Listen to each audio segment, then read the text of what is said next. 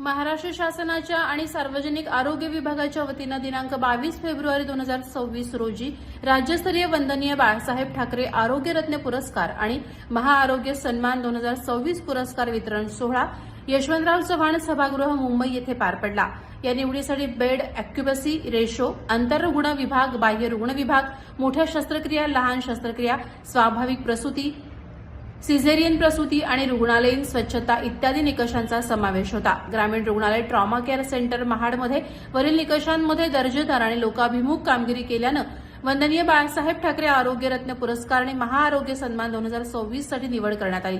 माननीय नामदार श्री प्रकाश आबिटकर, सार्वजनिक आरोग्य मंत्री महाराष्ट्र राज्य यांच्या हस्ते पुरस्कार वितरण करण्यात आला। यावेळी पुरस्कार स्वीकारण्यासाठी ग्रामीण रुग्णालय महाडचे वैद्यकीय अधीक्षक डॉ. शंतनू डोईफोडे, परिसेविका विद्या पालकर, प्रसाद पाटील, अधिपरिचारक उदय पवार, कक्षसेवक वैभव नगरकर, वाहन चालक उपस्थित होते।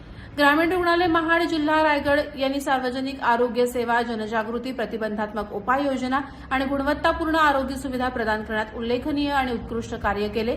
त्यांच्या कर्तव्यनिष्ठ सेवाभाव आणि समाजहिताच्या योगदानाची दखल घेऊन महाआरोग्य सन्मान 2026 प्रदान करण्यात आला।